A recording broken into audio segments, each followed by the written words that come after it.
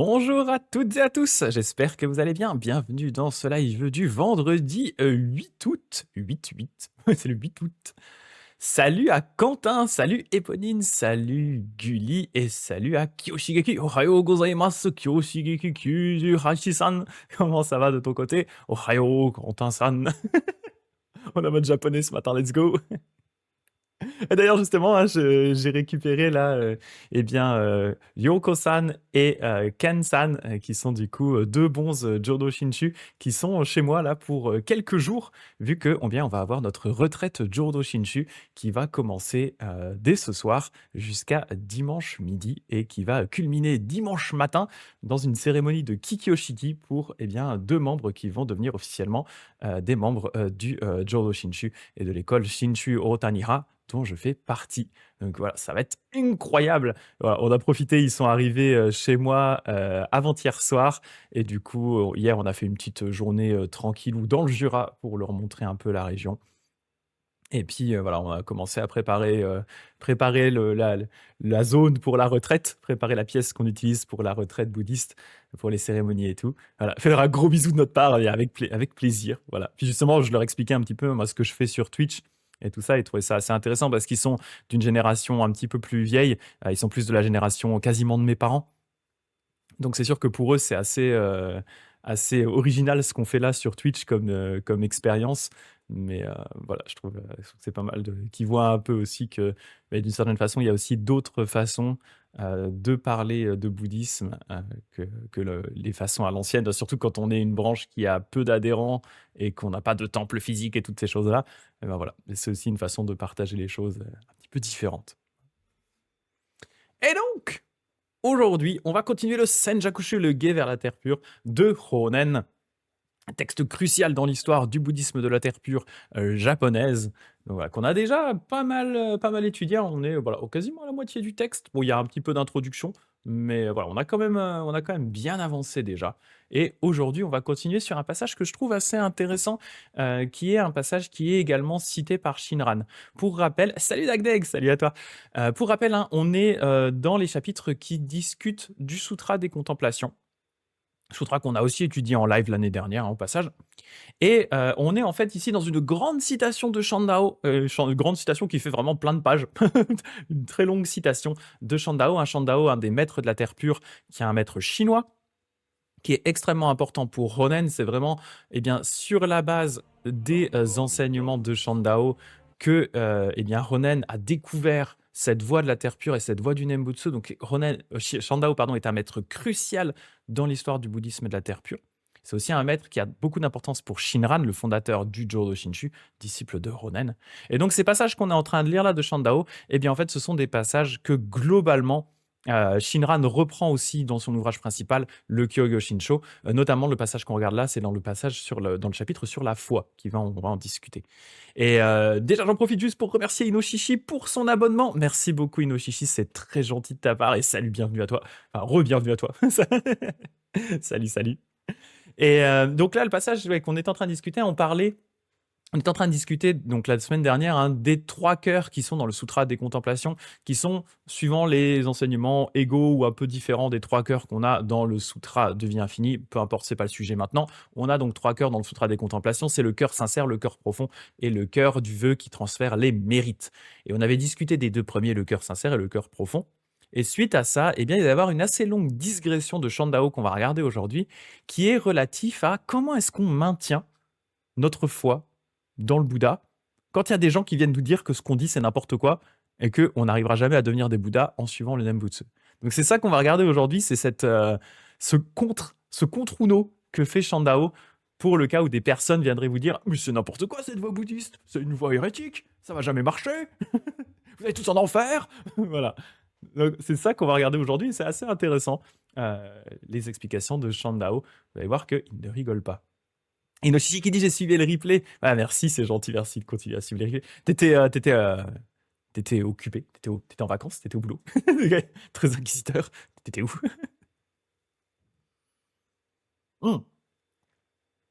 Ah, tout à fait, Eponine. Shinran avait effectivement le Senjakushu, bien entendu. Ça fait partie. Vacances et boulot. Waouh, occupé. Effectivement, en fait, il avait le Senjakushu. D'ailleurs, Ça fait partie de ces, grands, on va dire, une de ses grandes fiertés personnelles à Shinran, c'est d'avoir été parmi les disciples qui ont été autorisés à copier, le Senjakushu. Shinran en parle, hein, dans, le Kyogoshinsho notamment, hein. Il explique que, eh bien, à un moment, Ronen lui a donné l'autorisation de copier son Kyogoshinsho et que donc pour lui, c'était vraiment une grande joie d'avoir cette opportunité de copier de copier, pardon, le Senjakushu, pardon, de copier le Senjakushu de Ronen. Donc bien sûr, il a copié ce texte, il en avait une copie pour lui, effectivement.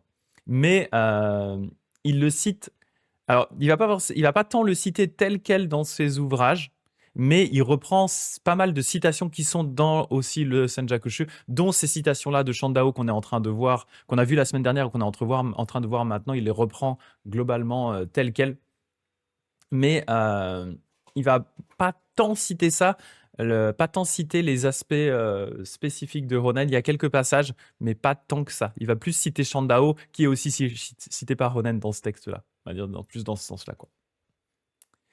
Et donc, voilà où, eh bien, on en était. Hop, attendez. Et il est où? Pou, pou, pou, pou, pou. Ah non, attendez, j'ai perdu mon marque-page. Il est où mon marque-page? Ah, il est là. Voilà. On en était là. Question. La sagesse des êtres ordinaires, elle est superficielle, tandis que les obstacles des passions sont profonds. Supposons que nous rencontrions quelqu'un dont la compréhension et la pratique diffèrent des nôtres, et qui nous cite nombre de sutras et de traités pour nous contredire et nous réfuter, en disant « Avec tous les obstacles de leur faute, les êtres ordinaires ne peuvent aller naître dans la terre pure. Comment contrer ces objections en affirmant notre foi tout en progressant avec détermination sans nous dérober ?» Et c'est un point qui est assez important ici parce que il y avait des discussions sur la nature de la terre pure, hein, aussi à l'époque déjà de Shandao. Et la question, c'était de se dire, est-ce que finalement c'est une terre qui n'est accessible qu'aux bodhisattvas? Ou est-ce que c'est une terre qui est accessible aussi aux êtres ordinaires? Et ça change beaucoup de choses, parce que si c'est une terre qui est accessible uniquement aux bodhisattvas, ça veut dire qu'effectivement des êtres ordinaires n'ont pas la possibilité d'y renaître. Et il y avait un peu des discussions par rapport à ça. Voilà. Est-ce que c'est une terre accessible à tout le monde ou est-ce qu'elle n'est accessible qu'aux bodhisattvas d'un certain niveau? Et comme dit Dagdek, de toute façon, Shinran ne reprend jamais qui que ce soit tel quel. Oui, il aime bien faire des petites modifs et des petites interprétations à droite à gauche. Mais voilà, cette discussion, elle est importante. Et donc, voilà, la question de Shandao, c'est de dire, mais si quelqu'un vient me dire derrière, vient nous dire, vous êtes des gugus normaux, jamais, avec ce statut de gugus normal, vous ne pourrez atteindre cet état élevé spirituellement qui est la terre pure, qu'est-ce qu'on doit bien pouvoir lui dire à ce monsieur? Réponse. Lorsque citant nombre de sutras et de traités, on dit au pratiquant qu'il n'y naîtra pas. Celui-ci répondra « Ami et copain, avec ces sutras et traités pour preuve, vous venez me soutenir que je ne naîtrai pas dans la terre pure, que je n'y naîtrai pas. Mais je n'ai certainement pas l'intention d'accepter votre réfutation. Je vais poser un contre à cette réfutation. C'est non, je bloque votre réfutation. Pourquoi? Ce n'est pas que je ne crois pas aussi à ces sutras et ces traités. En fait, je crois entièrement en chacun d'eux avec respect. Ça, c'est le premier point qui met en avant. Hein. C'est OK, vous avez des réfutations, vous amenez des sutras. Je ne vais pas commencer à dire vos sutras, c'est de la merde, bien entendu. Je veux dire, je suis bouddhiste, moi aussi, je respecte vos sutras. J'entends tout à fait vos arguments et je ne vais pas aller cracher sur les sutras que vous mettez en avant. Ça, c'est important. Mais lorsque le Bouddha a exposé ses sutras, les lieux étaient différents, les temps étaient différents. Les mobiles, c'est-à-dire les êtres, hein, c'est-à-dire l'objet de ce sutra, les êtres concernés par ce sutra, les êtres qui vont profiter de ce sutra, les mobiles étaient différents et les bienfaits étaient différents. De plus, à l'époque où le Bouddha a exposé ce sutra, l'époque où le Bouddha a exposé ce sutra n'était pas l'époque où il prêcha le sutra des contemplations ou le sutra d'Amida. Car l'enseignement exposé par le Bouddha s'adapte aux mobiles, s'adapte aux êtres et n'est pas le même selon les moments. Vos sutras et traités expliquent globalement la compréhension et la pratique pour les hommes, les dieux, les bodhisattvas, mais les nôtres expliquent que les bonnes actions, recueillies et dispersées du sutra des contemplations, ne concernent que Vaidéhi, ainsi que tous les autres êtres ordinaires qui vivront dans la période des 5 corruptions et des 5 souffrances après l'extinction du Bouddha Shakyamuni. Nos textes attestent aussi, et ainsi que nous y naîtrons. En gros, ce qu'il essaye d'expliquer ici, Shandao, c'est que il fait à nouveau une différence entre deux types de textes. il va déjà mettre en avant l'idée hein, de moyens adaptés. C'est-à-dire que eh bien, les textes du bouddhisme ne sont pas un bloc unitaire, il y a plein de textes différents, et ces textes différents eh bien, s'adaptent à des personnes différentes, à des situations différentes, à des époques différentes. Donc, Chandao dit ici, c'est pas parce que vous m'amenez un texte en disant ce texte dit blanc que eh bien, ce sera blanc pour toutes les périodes de temps et pour toutes les personnes. Il y a peut-être des personnes pour lesquelles eh bien, ce n'est pas applicable. Et le texte qu'on a, nous, et qu'on étudie ici, que le Sutra des contemplations, eh bien, ce texte, il concerne Vaidéhi, c'est-à-dire la reine qui est un des protagonistes de ce sutra-là, qui est vraiment un archétype d'une personne normale. Ce n'est pas, pas une nonne, ce n'est pas un moine, ce n'est pas une bodhisattva, c'est juste une maman dont le fils fait n'importe quoi et qui se lamente du fait que le monde est bordélique. C'est ça, Vaidéhi. Vaidéhi, c'est une personne normale, elle n'a rien de particulier. Donc ce texte s'adresse à Vaidéhi. Et donc par extension, comme il s'adresse à la reine, qui n'est pas un bodhisattva, qui n'est pas une nonne, qui est juste une personne normale, qui a des soucis dans sa vie, eh ben, ça veut dire qu'il s'applique à tout le monde pareil. À tous les autres êtres et tous les autres gugus normaux, qui seraient comme Vaidéhi, qui seraient juste des gugus normaux. Voilà, donc il s'adresse à ces périodes-là. Et il s'adresse donc, comme il le dit ici, donc aux êtres ordinaires qui vivront dans la période des 5 corruptions et des 5 souffrances après l'extinction du Bouddha Shakyamuni. C'est ce qu'on avait vu avant. Hein. On voit que ces textes-là, ils ont aussi cette optique eh bien, de rester dans le temps. Hein. C'était un des arguments, notamment concernant le grand sutra de vie infinie, le fait que, eh bien, il sera encore accessible pendant 100 ans, là où tous les autres sutras auront fini par disparaître, et qu'il garde son efficacité même pendant les périodes de déclin du dharma. Donc voilà, si vous, en gros, il dit, si vous m'amenez un sutra qui dit ça c'est la voie des bodhisattvas, ça s'applique aux bodhisattvas et ça s'applique à la période dans laquelle le Bouddha était dans le monde, moi je vous dis bah c'est bien, mais moi je suis un gugus normal et en plus je suis dans une période où le bouddhisme est en déclin. Votre texte ne s'applique pas à ma situation personnelle. Donc pourquoi est-ce que vous m'amenez un texte qui ne s'applique pas à ma situation personnelle alors que eh bien il y a des textes qui s'appliquent à ma situation personnelle. Donc c'est ça l'argument ici que met en avant Chandao. C'est à cause de cette relation que moi, maintenant, je m'appuie d'un seul cœur sur cet enseignement du Bouddha et le pratique avec détermination. Même si des centaines de milliers de millions de vos semblables me soutenaient que je n'y naîtrais pas, il ne ferait qu'accroître l'affermissement de ma foi dans ma naissance dans la terre pure.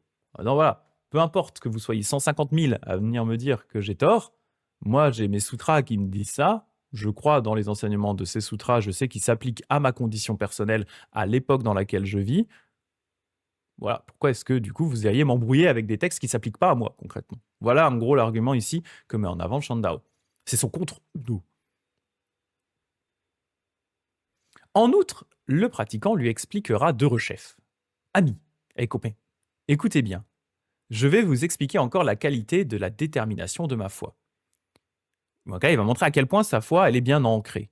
Supposons des saints ou des bouddhas par soi, hein, donc les saints, donc des bouddhas du petit véhicule, voire même des bodhisattvas antérieurs aux 10 stades du grand véhicule, qu'il y en ait un seul ou plusieurs, ou même jusqu'à remplir les 10 directions. Quand bien même tous me citeraient sutras et traités pour me dire que je n'y naîtrai pas, je n'naîtrai pas dans la terre pure, je ne produirai pas la moindre pensée de doute, et il ne ferait qu'accroître l'affermissement de ma foi pure.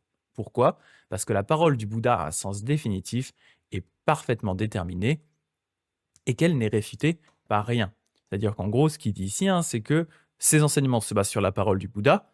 Donc même s'il y avait des pratiquants du petit véhicule en nombre infini, ce qu'on appelle des Bouddhas par soi, donc des Bouddhas qui ont atteint l'éveil par eux-mêmes en se basant hein, sur les 12 liens de la coproduction conditionnée et qui restent du coup dans cet éveil pour eux-mêmes, donc c'est des pratiquants du petit véhicule, voire même des bodhisattvas d'un niveau relativement faible, s'il y avait une infinité de ces êtres qui viennent me voir et qui me disent que j'ai tort, bah, je leur dirais ok, mais en fait vous êtes entre guillemets des pratiquants de plus bas niveau, moi je me base sur des sutras qui sont les sutras du Bouddha. Donc la parole du Bouddha est bien plus élevée que la parole de gens qui sont à un niveau inférieur spirituel, donc eh bien ça ne m'atteint pas. Pas de risque que ceci m'atteigne. De plus, que les pratiquants écoutent bien. Supposons des bodhisattvas du premier jusqu'au 10e stade. Donc là, c'est vraiment hein, toute la carrière des bodhisattvas. Les bodhisattvas, peu importe le niveau. Qu'il y en ait un seul ou plusieurs, ou même jusqu'à remplir les 10 directions.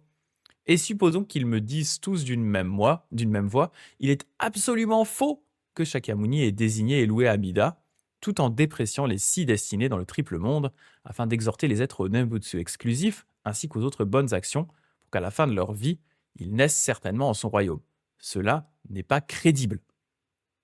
Quant à moi, même à l'audition de leurs explications, je ne produirais pas la moindre pensée de doute, et il ne ferait qu'accroître l'affermissement de la détermination de ma foi ultime. Et pourquoi donc?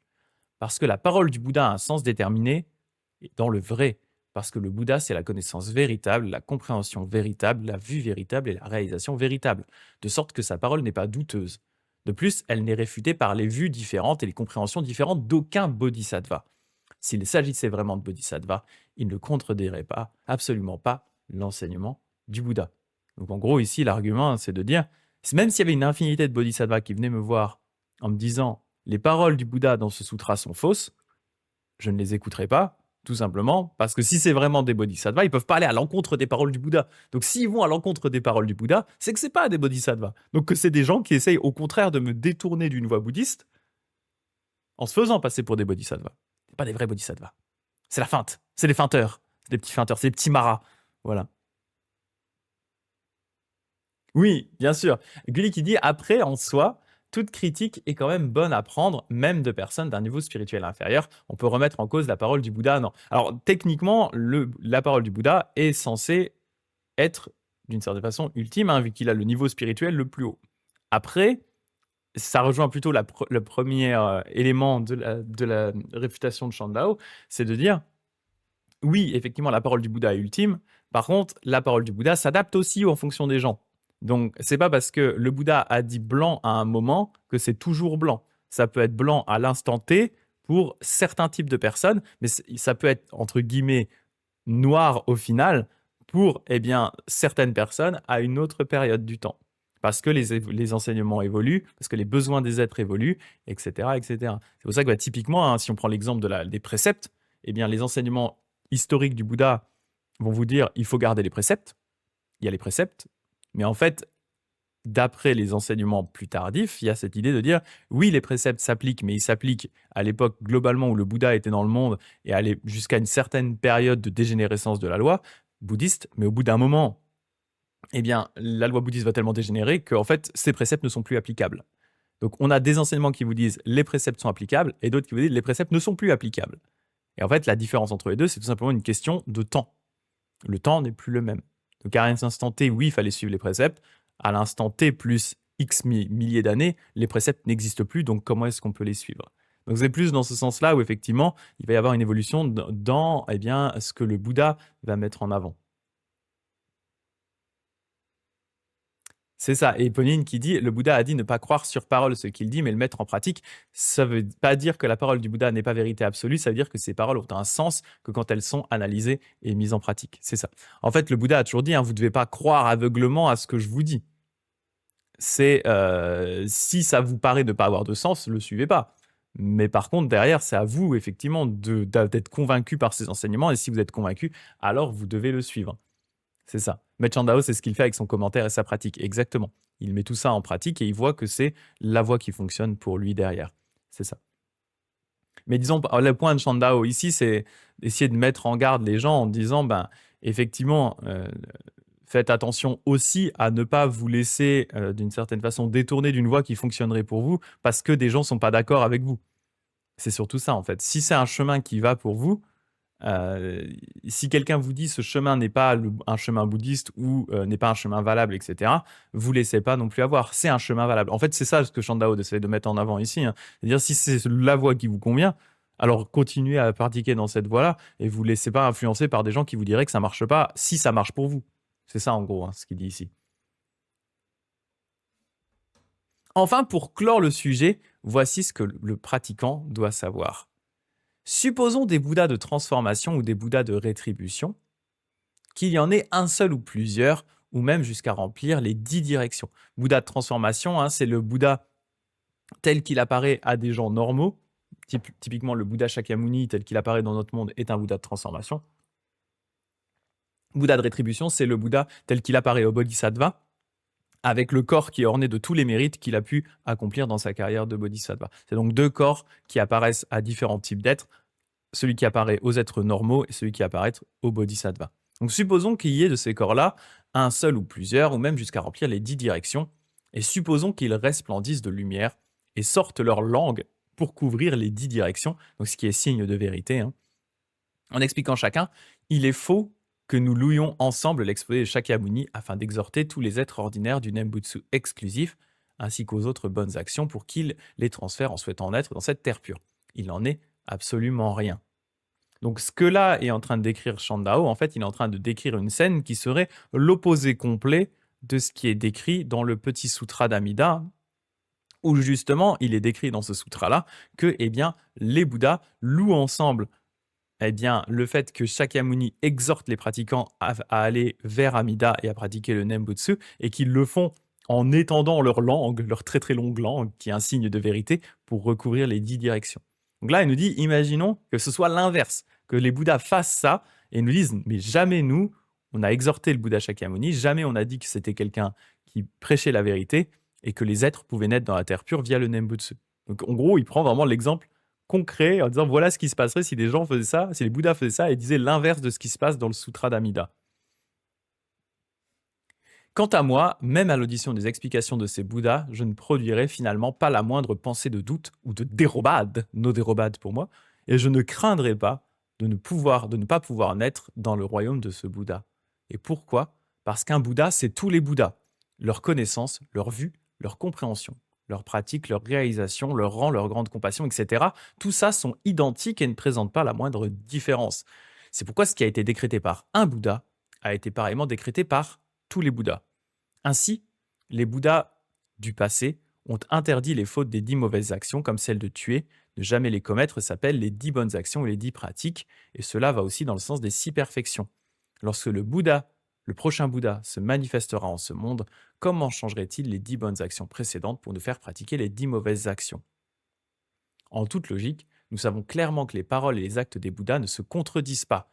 Shakyamuni a encouragé tous les êtres ordinaires à passer leur vie dans l'exercice exclusif du Nembutsu exclusif, pour qu'ils naissent assurément en ce royaume d'Amida après leur mort.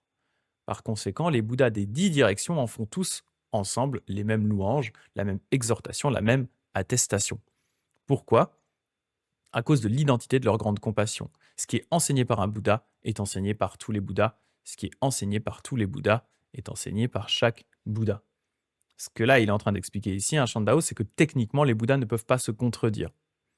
Un Bouddha égale tous les Bouddhas au niveau de la dimension absolue, même s'il peut y avoir des différences au niveau de leur apparence, des différences au niveau de leurs vœux, etc., au niveau conventionnel, au niveau de la dimension absolue, eh bien, ils ne font qu'un, ils atteignent tous la même réalisation, il n'y a pas de différence entre eux. Et donc, ce qu'un Bouddha enseigne, eh bien, tous les Bouddhas enseignent. C'est vraiment le un pour tous, tous pour un, comme dit Gullier, hein. Les Bouddhas sont donc des mousquetaires, un pour tous pour un, exactement. Il n'y a aucune différence dans leurs enseignements, vu qu'en fait, à ce niveau-là, ils atteignent le même niveau de réalisation. Ils ne peuvent pas atteindre le même niveau de réalisation, ils ne peuvent pas atteindre le sommet du chemin spirituel et que ce soit différent au final. C'est vraiment comme une pyramide, hein, une pyramide qui au final atteint le même sommet. Le sommet est le même pour tout le monde.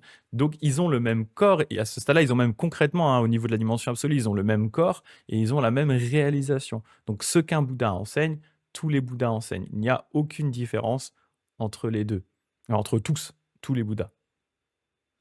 Ainsi, dans le Sutra d'Amida, Shakyamuni il loue les différents ornements de bonheur suprême, la terre du Bouddha Amida, la terre pure, et exhorte tous les êtres ordinaires à commémorer le nom d'Amida exclusivement d'un seul cœur, entre un jour et une semaine, pour aller nécessairement naître dans la terre pure. Donc là, il rappelle, hein, que dans le Sutra d'Amida, eh bien, concrètement, on nous dit que, eh bien, en louant le Nembutsu, en louant le Bouddha Amida grâce au Nembutsu, eh bien, d'un seul cœur, on peut aller naître dans la terre pure.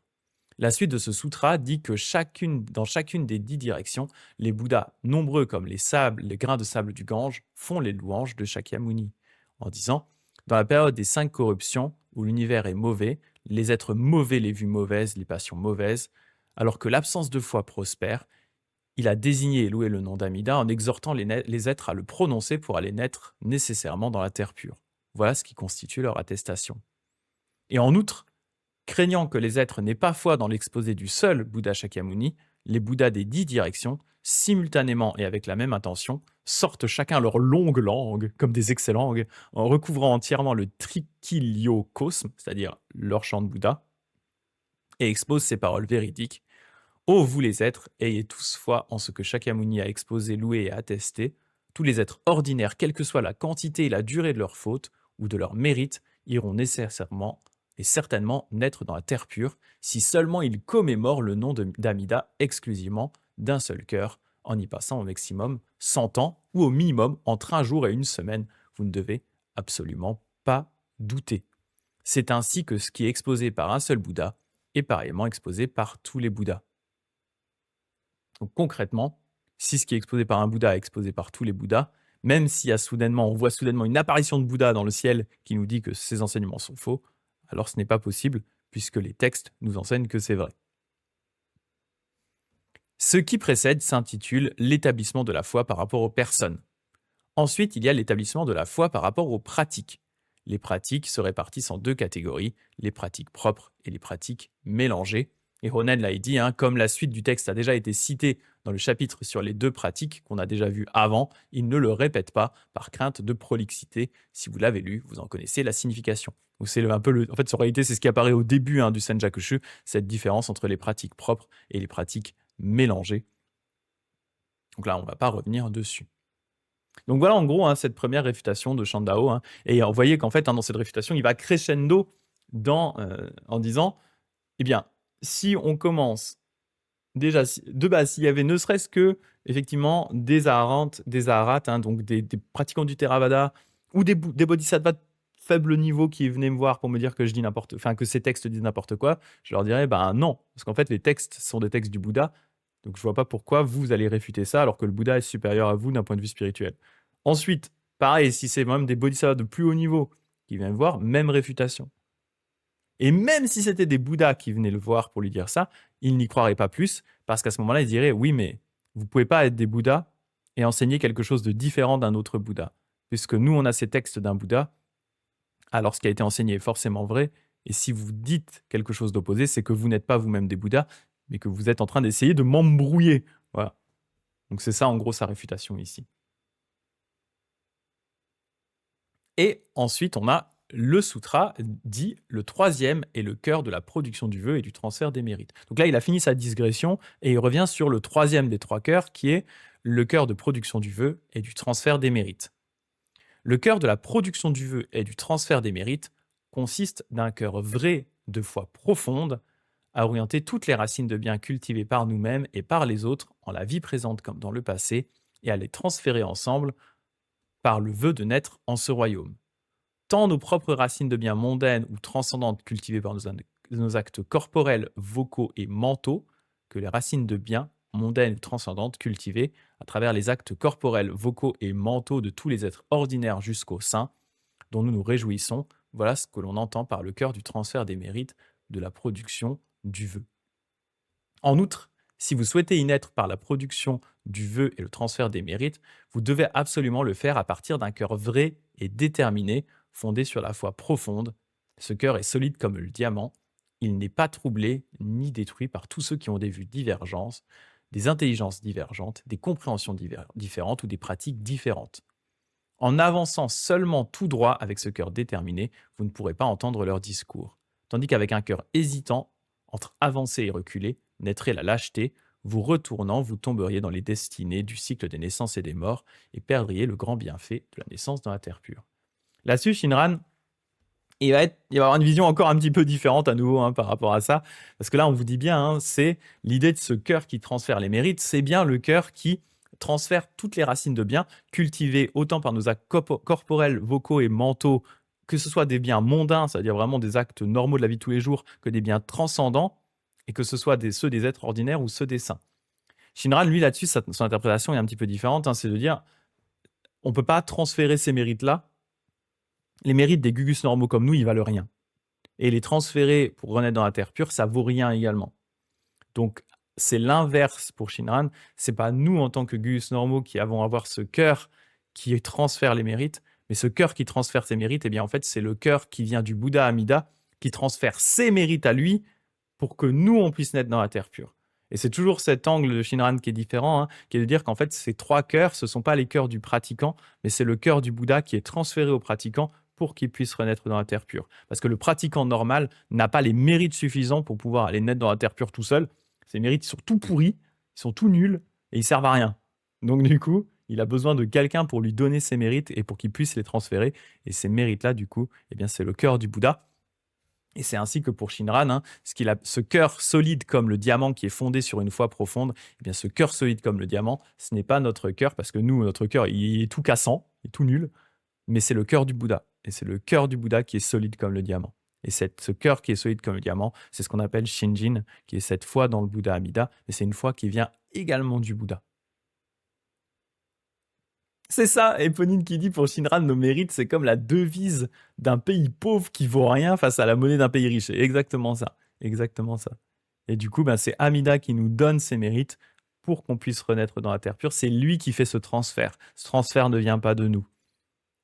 C'est toujours la particularité de Shinran par rapport à ça, hein, cette vision qui est ce qu'on avait discuté la dernière fois, hein, qui est à la fois très pessimiste sur eh bien, l'état global des gens, mais qui est aussi très optimiste parce que ça ne tombe pas dans un pessimiste en se disant ça y est, on est tous foutus.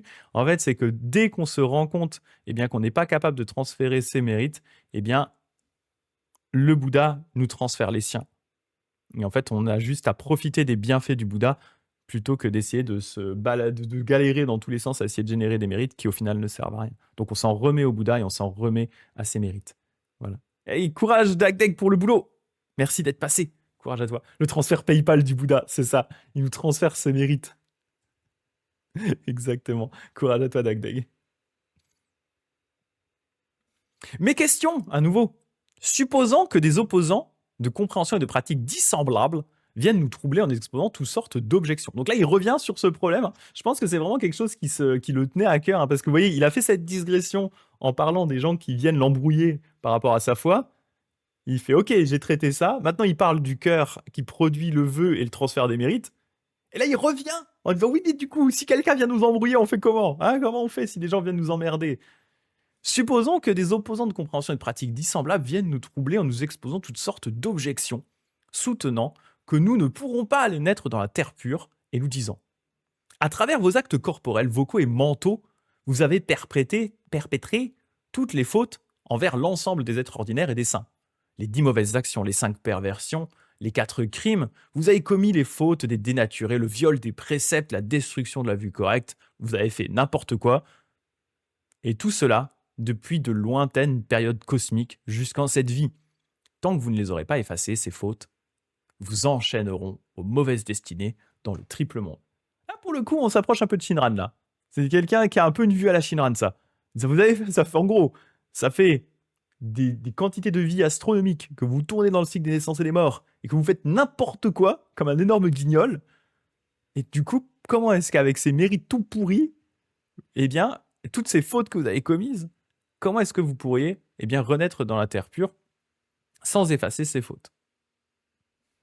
Comment leur signifier que nous entrerons dans ce royaume sans écoulement de la non-naissance et y réaliserons à jamais le rang de l'irréversible grâce au mérite du Nembutsu cultivé en cette seule vie?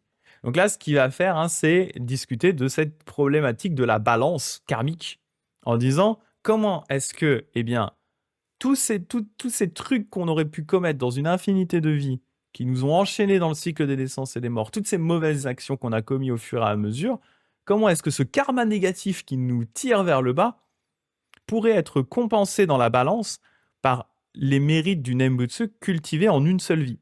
Comment est-ce que, eh bien, c'est suffisant ça, cette seule vie et ces seuls Nembutsu pour compenser cette infinité de vies où on aurait commis des mauvaises actions? Réponse. Les enseignements et les pratiques des Bouddhas sont nombreux comme grains de sable ou de poussière, car leurs mobiles, ce sont les êtres conscients. Et les affinités de ceux-ci diffèrent selon leurs sentiments. Prenons donc une comparaison. N'importe qui en notre monde peut croire à ce qu'il voit de ses propres yeux, la lumière qui déchire les ténèbres, l'espace qui contient les êtres, la terre qui soutient et nourrit, l'eau qui régénère et abreuve, et enfin, le feu qui cuit ou qui brûle. Et l'eau ça mouille et le feu ça brûle. Toutes ces choses sont dites éléments de complémentarité. Comme nous pouvons le voir de nos propres yeux, il y en a des myriades de variétés. À plus forte raison, comment la loi du Bouddha, avec son pouvoir inconcevable, n'aurait-elle pas toutes sortes de mérites? Si nous quittons une méthode d'enseignement hein, ou de pratique, c'est pour quitter une méthode de passion. Si nous entrons dans une autre méthode, c'est pour entrer dans une méthode de délivrance et de sagesse.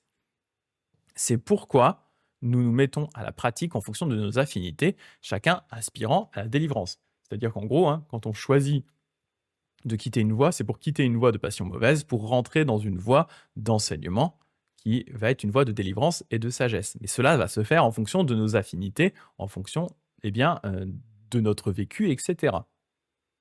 Et je vois Eponine qui disait: «Au final, les maîtres Shandao et Honen ont reçu les mêmes objections. C'est donc logique que Honen ne fasse que citer Shandao, pas besoin de formuler des réponses puisqu'elles existent déjà depuis longtemps». Ouais, tout à fait. Bah, là, tu vois vraiment Shandao hein, suit tout à fait, le propos. Le propos est très bien. Honen, il va rajouter quelques commentaires à la fin, mais vraiment là, ce chapitre, hein, c'est globalement une immense citation de Shandao parce qu'elle est très bien comme elle est. Il a pas besoin de ça.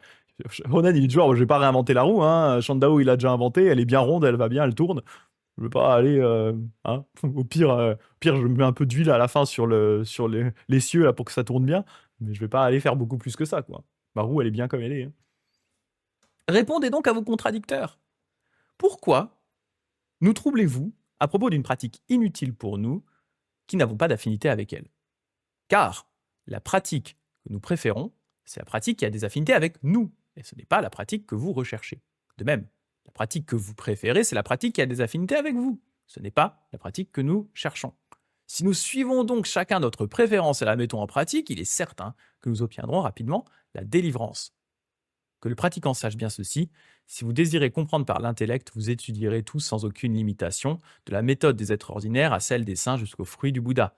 Mais si vous désirez comprendre par la pratique, vous fonderez nécessairement sur une méthode avec laquelle vous avez des affinités. Avec peu de mérite, vous obtiendrez beaucoup de bienfaits. C'est un passage de Shandao que moi j'aime vraiment beaucoup, hein, ce passage-là, en disant, bah, si quelqu'un va vous embêter avec une pratique, en disant, regarde, moi j'ai cette pratique, là typiquement, à l'époque de Shinran et puis les époques qui vont suivre, il y a beaucoup de discussions entre est-ce que la meilleure voie, c'est celle de Nichiren, qui consiste à réciter le nom du sutra du lotus, ou est-ce que eh bien, c'est la pratique de la terre pure avec le Nembutsu. Il y a beaucoup de fights entre ça. Mais derrière, eh bien, en fait, la réponse, elle est assez simple. C'est si vous avez des gens qui viennent vous embêter avec une pratique, vous avez des chrétiens évangélistes qui viennent vous voir et qui vous disent oui, si vous ne croyez pas en Jésus, vous allez tous aller en enfer. Bah ouais, la réponse que vous pouvez leur dire, c'est OK, vous avez trouvé un enseignement qui vous va très bien, avec lequel vous êtes à l'aise, avec lequel vous êtes confortable. C'est votre enseignement, il est cool. Très bien pour vous. Mais pourquoi est-ce que vous allez m'embrouiller avec un enseignement qui ne s'applique pas à moi? Moi, j'ai des affinités avec la terre pure, j'ai des affinités avec ces enseignements bouddhistes-là. C'est les enseignements qui me conviennent, c'est ces enseignements que je vais pratiquer. La phrase de Shandao ici, hein, la thèse de Shandao, elle est très simple. C'est chacun a des affinités avec certains types d'enseignements. On est tous différents. Le but, c'est que chacun trouve les enseignements qui marchent pour lui et qu'ensuite, eh bien, une fois qu'il a trouvé ces enseignements, qu'il les mette en pratique. Et comme il le dit, hein, si nous suivons chacun notre préférence et la mettons en pratique, il est certain que nous obtiendrons rapidement la délivrance. Et comme il dit ici, hein, ceux qui veulent étudier et qu'ils étudient sans limitation, il n'y a pas de problème. Mais ceux qui veulent comprendre par la pratique, ils doivent trouver une méthode avec laquelle ils ont des affinités.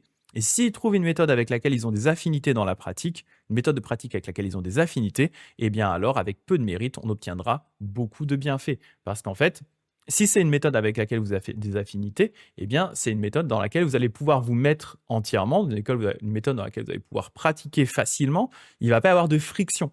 Si à l'inverse, vous vous forcez à aller vers une pratique qui n'est pas faite pour vous ou un enseignement qui n'est pas fait pour vous, eh bien à ce moment-là, vous allez progresser lentement parce qu'il va y avoir des frictions dans tous les sens. Vous allez avoir des aporismes dans tous les sens. Vous allez vous dire ah oui mais là ça c'est bizarre au niveau d'enseignement, ça me plaît pas. Et puis ah cette pratique, je sais pas, je suis obligé de me botter les fesses pour la faire, ça me va pas.